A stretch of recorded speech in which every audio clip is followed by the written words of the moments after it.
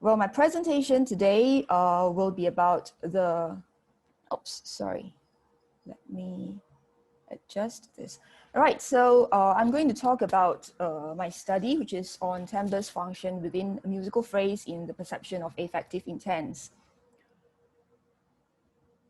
So as listeners, we often take for granted when listening to music that it communicates certain ideas and affective intents. And it is definitely a very important aspect to our musical listening and influences our appreciation, our comprehension and enjoyment of the music. Composers and performers have a good understanding of this, either implicitly or explicitly, and use it to a great extent in their creations. So what then are the aspects of music that communicate meanings? And this is what I'm curious about and what I'm attempting to find out. So like I said, timbre is a component in communicating affective intents in music. It is, however, a complex auditory attribute made up of many different acoustic dimensions. It is also a perceptual property and not a physical one, influenced by a listener's perceptual and cognitive processes upon the physical sound signal. So in trying to decode affective intentions, different aspects of a sound may be used by a listener. With increasing musical context, more information may be available to a listener, and this may also alter the aspects of the sound that a listener focuses on and how they understand it. With musical training, listeners might also learn to associate certain aspects of a sound with certain musical meanings, and different musical traditions may also emphasize different aspects of these sounds in meaning making. So the study of timbre and its relation with affective intents in music is not new. Researchers have looked at the aspects of an auditory stimulus that may be attributed to certain emotions, at how listeners from different musical cultures might interpret emotion, intents, and so on. Multidimensional scaling studies also found that a few acoustic descriptors are perceptually salient for listeners in distinguishing between sounds, and also that different listener groups might place different emphasis on the different acoustic dimensions. Different acoustic descriptors were also found to be correlated with the different instrument traditions. And in my previous research, I also found that listeners with different musical backgrounds responded differently to identifying basic emotions in the intents in musical excerpts. So building upon this previous research, I wondered how listeners might react to different affective intents instead of broad categories of basic emotions. I'm interested in how listeners might understand the intents that are being communicated rather than how a piece of music might change the way they are feeling. So I'm looking specifically only at perceived affects and not induced ones. Some of the questions I'm interested to find out are whether specific acoustic features or combinations of them are related to affective intents communicated in a performance, whether increasing musical context influence this process of understanding, and whether differences in musical experience play a role in this decoding process. Right, so to obtain the appropriate stimuli, I wanted excerpts of music that do not bias participants from the two musical traditions I was looking into, and also preferably comparable in familiarity to non-musician listeners. I wanted excerpts that are inherently able to carry affective content effectively, and hopefully to be able to successfully communicate different affective intents well.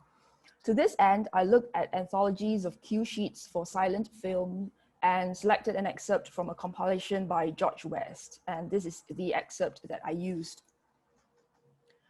So I had 6 professional musicians record the selected excerpt with 5 different affective intents as shown on this table. This is an excerpt played by the pipa with a low valence and high arousal. Can you hear the sound? No, you need to share your audio in the system, I think. Okay, let me try again.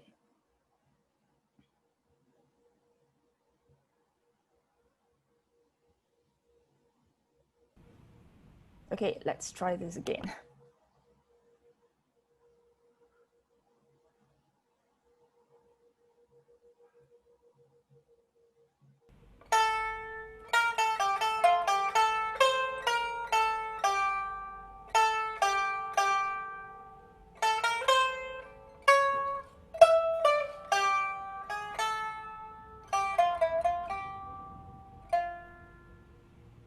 Okay, I hope you heard the sound now, this time.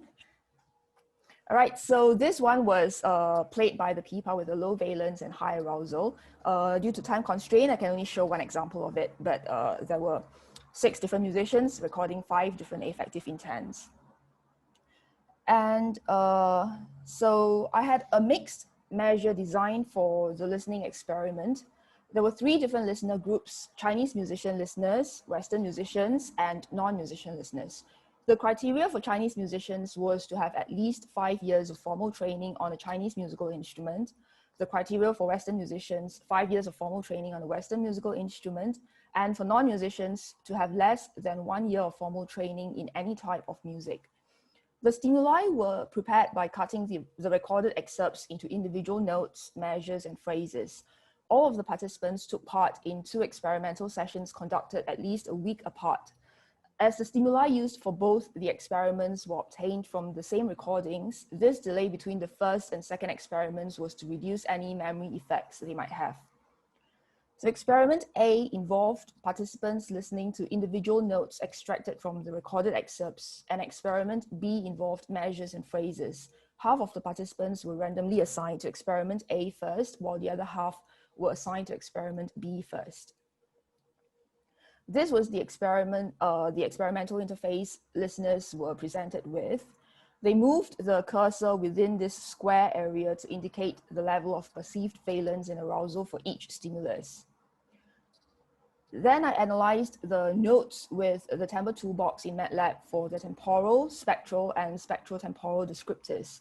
Based on hierarchical clustering analysis done by Peters and colleagues in 2011, 13 acoustic descriptors that represent each cluster were selected for this analysis. And these are the acoustic descriptors that were included.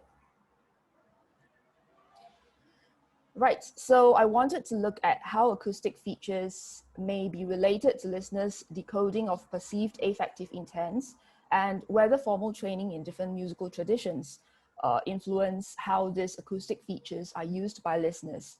I also wanted to see if listeners fluent in a particular musical tradition converge on a similar set of acoustic features they use in their decoding process. So I looked at the acoustic features used that were shared by each group of listeners rather than on the accuracy of decoding the affective intents.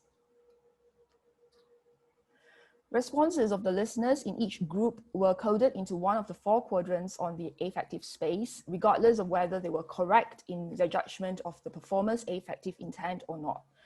The Kruskal-Wallis test on ranks was used to test if the acoustic descriptors that are perceived as expressing different affective intents were significantly different between the groups of listeners, given that the sample size for each group of perceived affective intent can be very different, and that consequently the assumptions for parametric tests might be violated. Further post-hoc pairwise comparisons were performed using the Mann-Whitney test, and the Bonferroni-Holm method was used to adjust the critical alpha for the multiple pairwise comparisons. So I've provided links to these graphs because they are a little bit tiny to see on the screen. The links can be found in my paper, so you can zoom in for a closer look. But in general, with increasing musical context from, so the first one is the blue one on the graph indicates notes, the orange one are phrases, the orange one are measures, and the gray one are phrases. So with increasing musical context from note to measure to phrase, there was increasing differentiation between the different affective intents, indicating an important function of contextual information in understanding perceived affective intents. It also appears that even when the notes are presented individually in a random order to listeners, listeners are able to use certain acoustic features quite consistently in their attempts at understanding affective intents. This effect is even more pronounced for the Chinese musician listeners, which are this whole group on the left here, where you can see the values for several acoustic descriptors, such as the spectral centroid median for the Dizi stimuli, were all significantly different between the different affective intents, even at the note level. Chinese musician listeners were generally more consistent in the acoustic features they use to determine the perceived affective intents. as can be seen here. So this is the Chinese musicians, these are for the Western musician listeners, and these are for the non-musician listeners.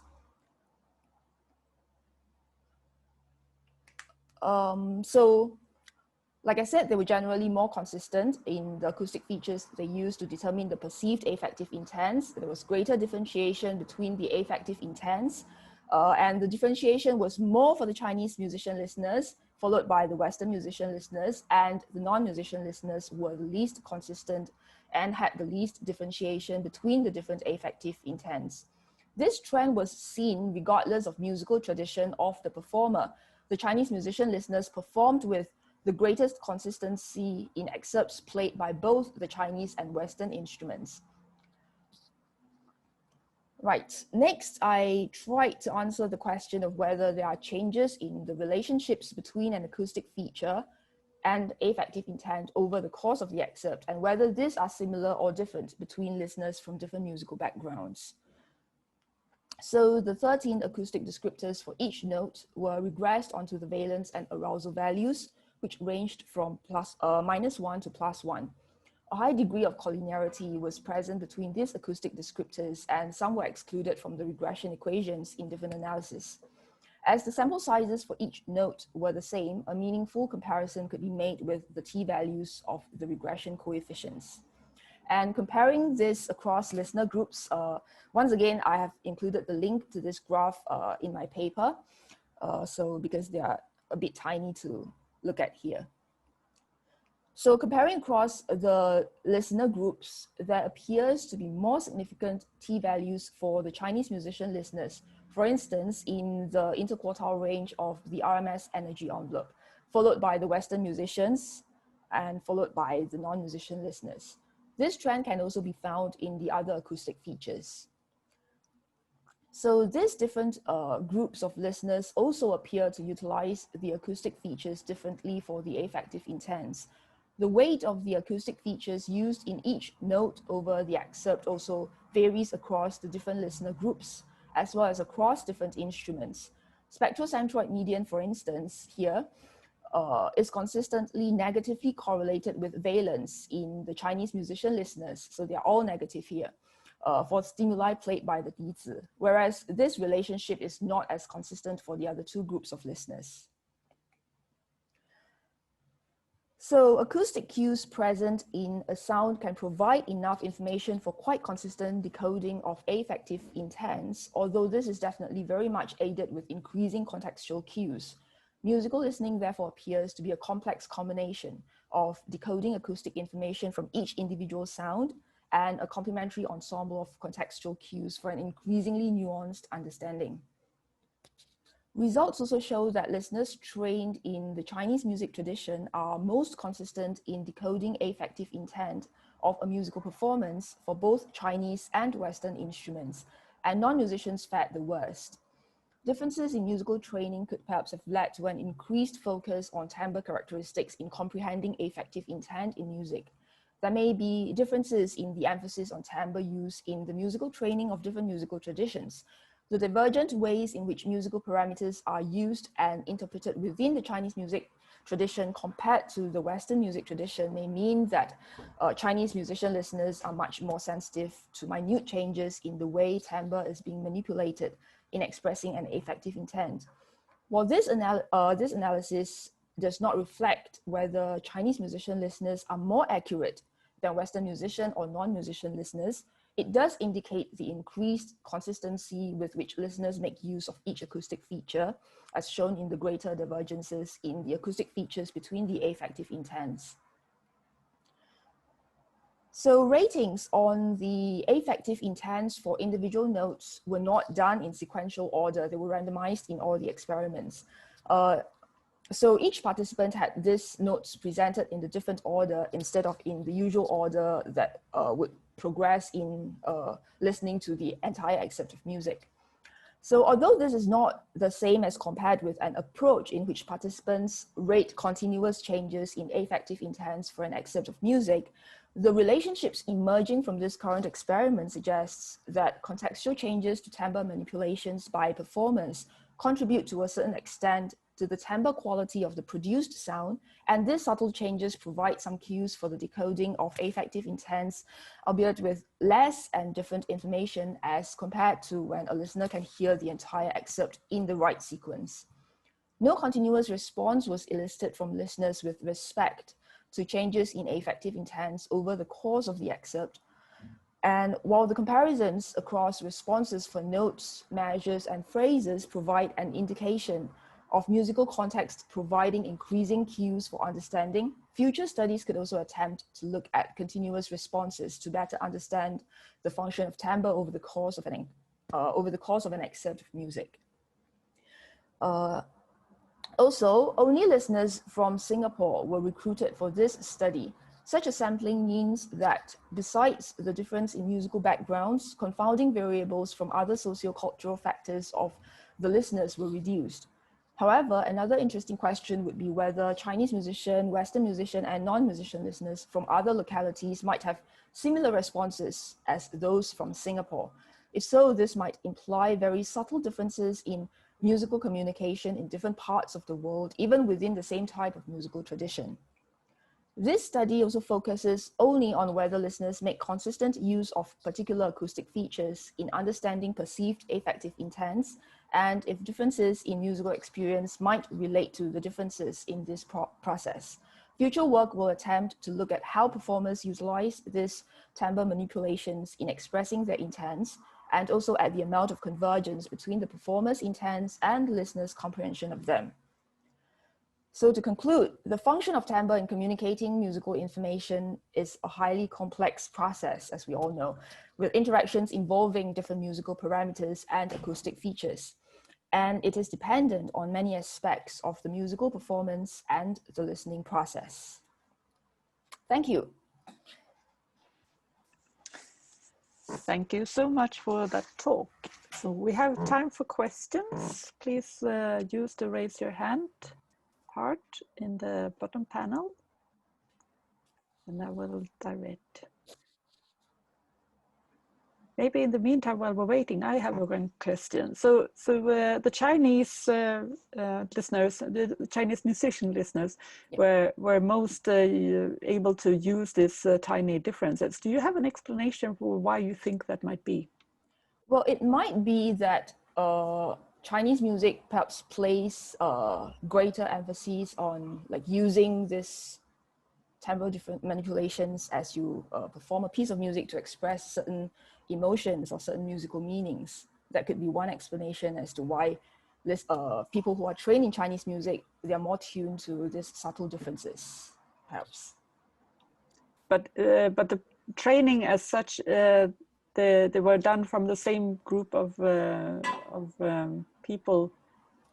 Did I understand that correctly? That the recruited listeners were from the same group of people, or did from Singapore only? Yeah, okay. Yeah, they are from Singapore. But of course, they have different teachers. But I believe that, well, it's my hypothesis, I guess, that people training in Chinese music, like they would be more focused on like using this subtle timbre manipulations to express certain things as compared to in Western music, where maybe they emphasize more on the harmony, the melodic movement, the rhythmic aspects of it. Not to say that they don't talk about timbre, and not to say that Chinese musicians don't think about the melodic contours and everything, but I just feel that perhaps there is a slightly more emphasis on that, which makes them focus on this aspect more.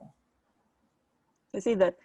Matthew Seller has a question there saying that perhaps language plays a role too. And that was initially what I was thinking also, that initially people would maybe be prone to think of the tonal language as being one role here. So that's, that becomes an interesting question when whether people were influenced by that, but they were not definitely, because they were from the same group. Is that correct? They were all from Singapore, although the Chinese musician listeners were all of Chinese descent and could speak Mandarin, whereas the Western musician listeners, they might not all of them could speak Mandarin, they might speak other languages, but the entire group of people could speak English. So there was this tiny differences but it would be interesting if we find that in other areas of the world where maybe Chinese musicians could only speak Mandarin and not English, that if there were any differences, or if Western musician listeners could speak only English and not Mandarin or any other languages, it might be different. Exactly, yes, Yeah. I would think so too. What about the non-musician group? Was that equally distributed across languages? They were all Singaporeans, but not everyone was Mandarin speaking. So the different thing was that the entire group of Chinese musician listeners could speak Mandarin, but not all of the other groups. They were more equally divided. I see. Yeah. Very nice. Well, thank you very much. I don't see any more hands raised up, but if you have a question, then please put that maybe in the chat. Oh yes, we have one coming in. John, would you like to say that loud, or we have time for that?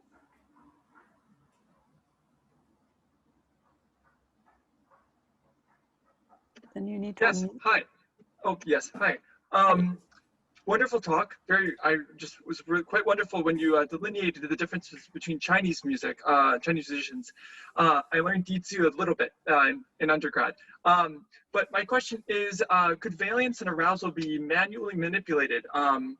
Especially the next talk talking about commentary on music. So how did you secure subjects' uninfluenced perspective when they came in to perform your tasks? Perhaps they had heard the musical examples before, or perhaps they had some sort of inclination about music, even if they were untrained.